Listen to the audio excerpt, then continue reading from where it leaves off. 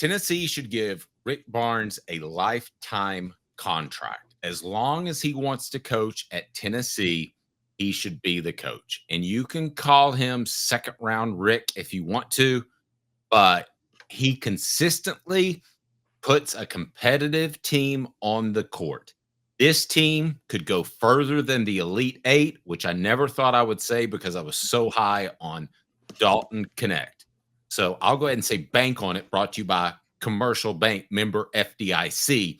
Caleb, Rick Barnes deserves a lifetime contract from the University of Tennessee.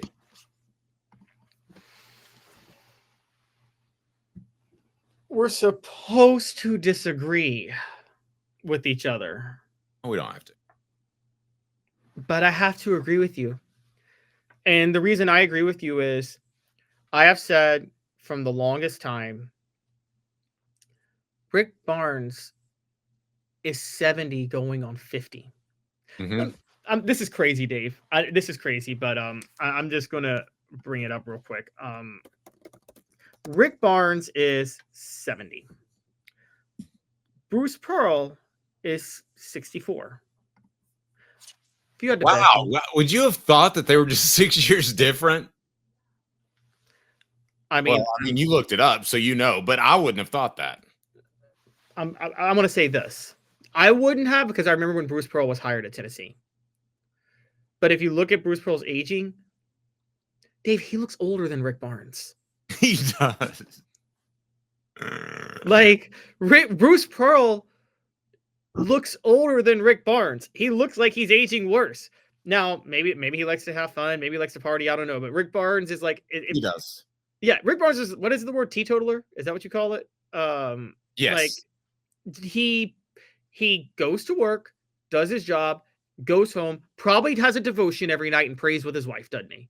And he is the most at peace coach you'll ever find. So mentally, no one's in a better place mentally in college sports than Rick Barnes.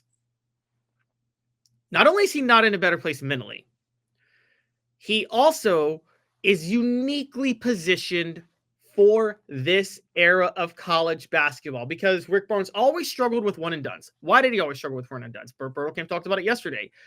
To really succeed under Rick Barnes, you have to want to get better, to thrive as a player. And Dave, why do one and dones need to get better? They know they're going. They're thinking, what the hell am I doing in college anyway when I should be in the NBA draft?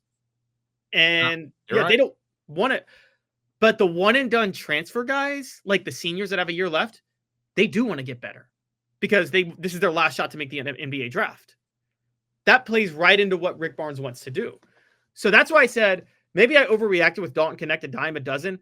But Dave, it is kind of weird to find Dalton Connect one year and then a player as good as Chaz Lanier the next, even if Chaz Lanier is not as good as Connect, right? Like, that doesn't happen to go back-to-back with one and done fifth-year seniors, right? No, and I know we had high standards for Igor, but I mean, he hasn't been horrible. And Darlene Stone Dubar had some personal issues that I'm not aware of, but that was the reason he wasn't as effective. I'm not making excuses for those two guys, but the bottom line is he's playing a new game of basketball, and that is go out and get transfers. Wouldn't you have thought that he would struggle with that? If I would have told you 5 years ago when NIL and the transfer portal came about that Rick Barnes was going to not only succeed or survive, but master it, which he has, I mean, you would have called me crazy, because you would have said, that guy's 65 years old. He's not going to be able to handle that. That's for the young guys like Nate Oates. But if you look at what Rick Barnes has done with Connect and Chaz Lanier, I think you keep knocking on the door. And listen, does he work his players a little bit too hard early in the season? And does it cause them to be worn down later? Yes, it does, but I don't think it's nearly as troublesome as taking a risk on a Donnie Tyndall or a Buzz Peterson. No, not even. I agree, and I think that's the big thing with Dave. You talked about this before. There's never been any greater evidence of how little Tennessee cared about basketball when they hired Buzz Peterson. Right? That was pretty accurate. Like, how in the world do you hire Buzz Peterson? But But then at the same time, he was in Michael Jordan's wedding. That's why. oh, yeah, that's right. If they were such good friends, why in the hell did he never? Jordan did not step foot on Tennessee's campus. By the way, I'm not so sure. And he had a kid in Knoxville. Whoops. Go ahead. I'm actually not so sure he was in Michael Jordan's wedding. I think Michael Jordan was just in his wedding. So, oh, that's the way it works. Yeah. So, that's kind of, that's what that is. But look, I bring that up to say that Rick Barnes is a mark of stability for Dave. You've covered Tennessee basketball for a pretty long time, and you followed it before then. Rick Barnes has brought more stability to that program since Ray Mears, has he not? That program was a constant catastrophe of coaches for a long time. It was there was nobody cared. I mean, when they hired Wade Houston, I mean, that was the ultimate, and they kept him around. They kept him around a year too long. I just thought it was an afterthought. It's almost like football brought up basketball, and now basketball has brought up baseball. But before that, I can remember times when nobody cared. Nobody cared about the fact that Tennessee had a bad basketball program or a bad baseball program. For some reason, I will say this. There was an awful lot of pride in the track and field team. And I don't know why that was, but there was more pride in the track and field team than there was in basketball or baseball for the first 5-6 years of my career covering Tennessee. There was, but remember that track and field program had a lot of football players running track and field at the time. And they did win the outdoor national championship one year and the indoor national championship another year. So I think that had a lot to do with the success and where that all comes from. Right, and so, yeah. Bank on it. Rick Barnes deserves a lifetime contract, brought to you by Commercial Bank. Commercial Bank is your neighborhood bank. What makes us different from other banks? We understand that every customer has unique opportunities, challenges, and financial concerns. We don't expect you to fit into the same box as the next person or business.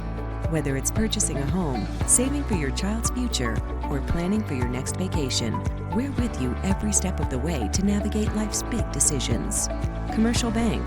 Life.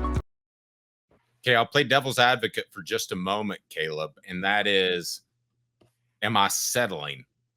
Because Rick Barnes has not shown me that he can get into the Final Four. He's only done it once in his career.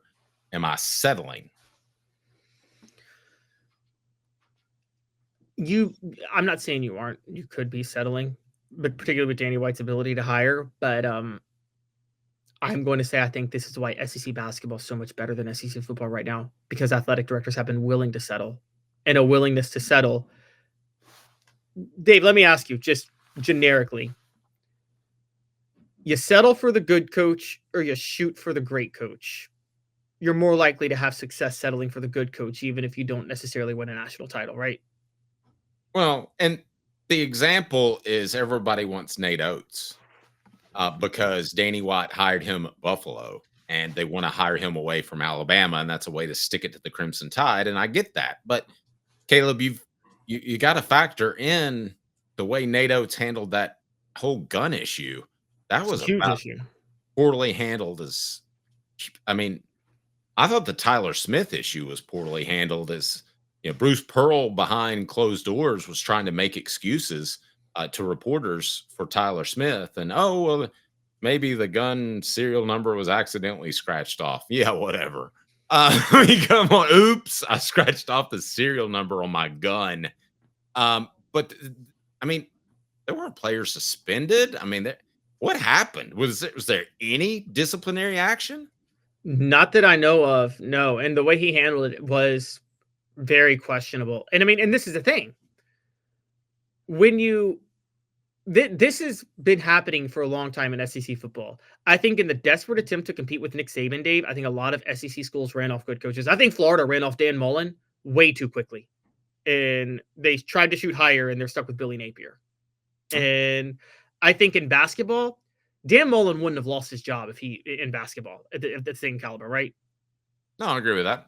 And that's where that's where I say, yes, you're settling for Rick Barnes, but shooting for the stars could get you a coach that has 4 losing seasons. or get you in trouble or put you on probation. Very true.